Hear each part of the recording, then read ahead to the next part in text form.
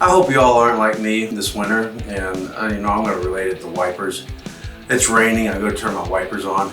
No, I haven't forgotten this once, twice, 3, 4, 5 times. When I go to use my wipers, I realize they're not wiping water off, they're smearing water with the bugs.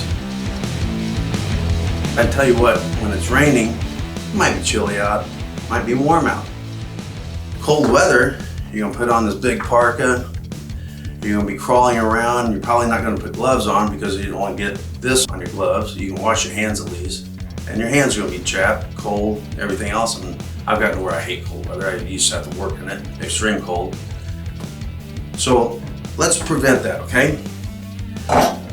I started at 17 below zero with straight number 2 fuel. My fuel wasn't even cut from the station because where I filled up, and I had a big tank, I had a 65-gallon tank on my Dodge, and I was not pulling a trailer so I could drive miles, and that's what I did. I filled up before I went into Canada. I put straight number 2 fuel in because at the stop, you can put number 2 and number 1 at your own discretion, okay? So I put straight number 2 in, and at that time, I didn't even have the disc heater. I had the probes. And it's 10 degrees. I had the probe both here and here, so yes, I had 2 probes on.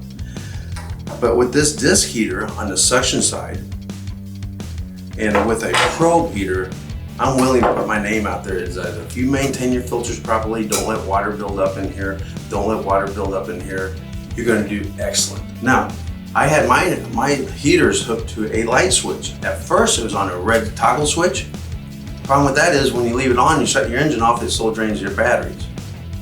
One of our customers gave us a great idea. Put on the light switch so when you turn the lights on to turn on the heaters, it'll ding.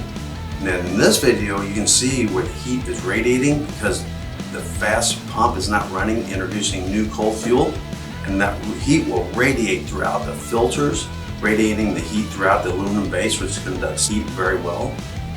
Go inside, leave it for 3 or 5 minutes. If you have great batteries, leave it for a little bit longer. Go out and start your truck, let it warm up. And I think I'm preaching to the choir, you guys know, you'll let it warm up. With good fuel, fast, the torque of the motor, the heaters working, properly maintained filters, you are going to run. And you're not going to be broke down. I turned my heaters off one day just to see how well it do, and I think I was around -20, -10. I gelled up within about 18 miles. Let's prevent this by adding these.